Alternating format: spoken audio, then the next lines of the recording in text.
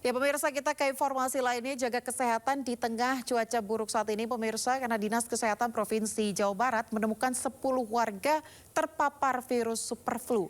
Virus ini lebih berbahaya jika terjadi pada kelompok rentan dan disertai penyakit penyerta.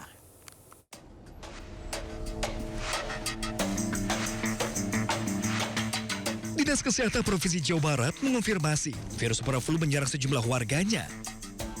Data Dinkes Jabar mencatat, sebanyak 10 orang telah terpapar virus varian baru influenza tersebut.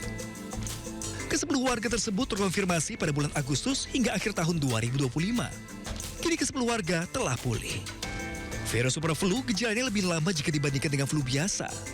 Dengan gejala batuk pilek, demam, dan sesak nafas yang akan lebih berat jika terjadi pada kelompok rentan dan yang mempunyai penyakit bawaan. Bisa sembuh sendiri dengan daya tahan tubuh yang baik. Nah, memang hati-hatinya kepada penyakit apapun ya, itu akan berat pada orang-orang yang mempunyai sistem daya tahan tubuh yang tidak lengkap. Seperti misalnya pada anak balita.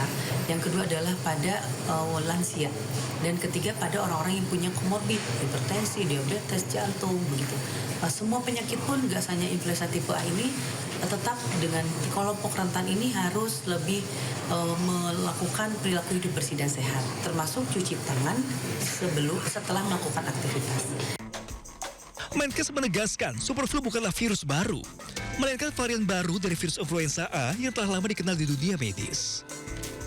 Virus ini telah ada selama puluhan tahun dan berbeda dengan COVID-19 yang sebelumnya muncul sebagai virus baru, sehingga daya tahan tubuh belum mengenalnya. Maka imunitas masyarakat dinilai sudah cukup tahu karakter virus tersebut dengan risiko dampak berat relatif kecil dan tak perlu menimbulkan kepanikan. Kita sudah sangat tahu gimana cara pencegahannya. Artinya, ya kalau semuanya sebelahnya sehat, ya nggak usah pakai masker. Tapi kalau udah ada wartawan sebelahnya yang batuk-batuk, pilek-pilek, ya pakai masker. Sama yang rajin cuci tangan. Nah, ini kan masukannya sama sekali. Itu aja yang saya penting buat teman-teman wartawan. Jangan sampai membuat masyarakat panik. Dan ini adalah flu yang sudah puluhan tahun kita temui di dunia. Menkes mengingatkan masyarakat untuk tetap menerapkan kebiasaan hidup sehat sesuai protokol kesehatan. Liputan iNews melaporkan. Ratusan rumah di Desa Pagelaran, Pandeglang, Banten masih terendam banjir hingga mencapai 2 meter. Warga pun terpaksa harus mengungsi.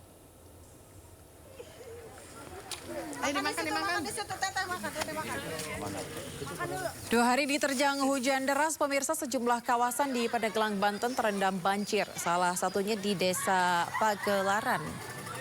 Ketinggian banjir di desa ini mencapai 2 meter, bahkan nyaris menyentuh atap rumah. Sebagian warga memilih bertahan di rumah masing-masing dengan alasan menjaga harta benda. Banjir juga melanda Desa Bulagor akibat meluapnya Sungai Cilemar. Seluruh jalan desa tertutup banjir, warga pun terisolir. Sedikitnya 600 warga mengungsi ke tempat aman, sebagian bertahan di rumah masing-masing. Warga mengaku masih banyak yang belum mendapat bantuan, terutama makanan, pakaian, dan keperluan anak bayi. Ikutin aja itu. Mbak, lamun bisa. Hujan deras yang disertai angin kencang, pemirsa, menerjang belasan lapak pedagang pasar malam di Sleman, Yogyakarta. Akibatnya atap seng dan juga tenda milik para pedagang porak-poranda. Angin dan ambruk-ambruk.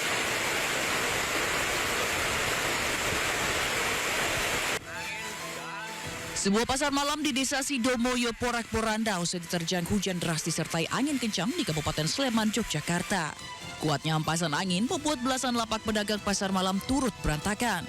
Peristiwa membuat panik para pedagang yang tak sempat menyelamatkan lapaknya. Sedikitnya ada sekitar 12 lapak pedagang yang terdampak dengan total jumlah kerugian mencapai puluhan juta rupiah. Beruntung tak ada korban luka maupun jiwa dalam peristiwa ini. Nya tuh besar ya Pak, terus tiba-tiba ini semua pada ya porak-poranda gitu. Ini semua basah semua, hancur. Tadi situ suka semua hancur. Selain di pasar malam Sidoboyo Godean, angin kencang juga menerjang 8 kecamatan lainnya di Kabupaten Sleman. Dari Sleman, Yogyakarta, Heru Trijoko, iNews melaporkan. Sementara itu di Kabupaten Cilacap, Jawa Tengah terjangan hujan deras disertai angin kencang mengakibatkan warung makan porak-poranda. Meski tak ada korban, kerugian diperkirakan mencapai puluhan juta rupiah.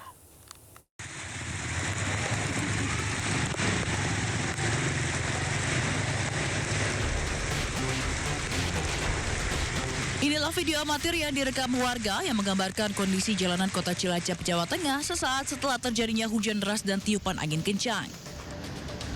Akibat hujan deras dan tiupan angin kencang membuat sejumlah pohon tumbang dan atap sebuah rumah makan rusak.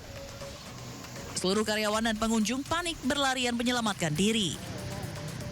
Karyawan pun semua pada ketakutan, pada lari. Ya karena spontan. Jadi kejadiannya spontan sih. Tidak ada korban jiwa dalam peristiwa ini, namun kerugian akibat terjangan angin kencang ini diperkirakan mencapai puluhan juta rupiah. Dari Cilacap, Jawa Tengah, Heri Susanto, iNews melaporkan. Di kota Surabaya, pemirsa, angin kencang mengakibatkan pohon tumbang dan menimpa pengendara motor. Korban terluka di bagian kepala dan wajah. Pohon asam setinggi 8 meter tumbang dan menimpa pengendara motor yang berboncengan saat melintasi Jalan Insinyur Soekarno, Surabaya, Jawa Timur. Akibatnya korban terluka di bagian kepala dan wajah. Motor pun rusak tertimpa pohon. Pohon tumbang akibat angin kencang ditambah kondisi pohon sudah rapuh. Petugas BPBD memotong bagian pohon yang sempat menutup badan jalan. Arus lalu lintas di Jalan Insinyur Soekarno, Surabaya sempat mengalami kemacetan.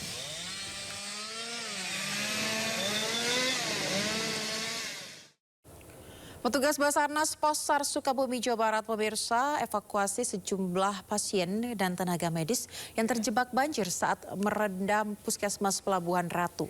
Pasien yang terjebak langsung dievakuasi ke Rumah Sakit Umum Daerah Pelabuhan Ratu.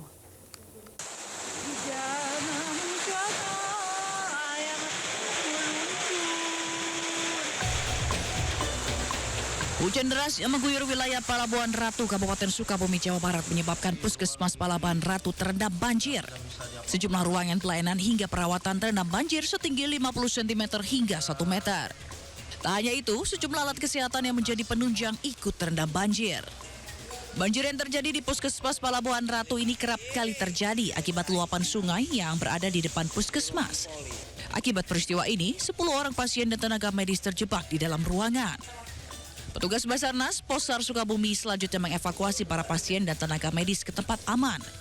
Sementara pasien yang dirawat selanjutnya dipindahkan ke ruang perawatan medis Rumah Sakit Pelabuhan Ratu. Selain puskesmas, banjir diketahui juga merendam permukiman warga. Petugas mengimbau kepada warga tetap waspada saat musim hujan seperti ini. Dari Sukabumi, Jawa Barat, Budi Setiawan, iNews melaporkan. Anda kembali di Sindo Sore bersama saya Aya Nufus. Pemirsa, Gubernur Jakarta Pramono Anung meninjau langsung pembongkaran tiang monorel di sepanjang Jalan Rasuna Said Kuningan, Jakarta. Gubernur dan Wakil Gubernur Jakarta Pramono Anung dan Rano Karno mengecek langsung pembongkaran monorel yang akan dilaksanakan pada Rabu malam. Pembongkaran monorel dikerjakan oleh Pemprov Jakarta secara bertahap pada malam hari di jalur lambat. Meski tidak ada pembongkaran di siang hari, namun petugas kepolisian tetap bersiaga untuk memastikan keamanan, keselamatan, ketertiban, dan kelancaran lalu lintas.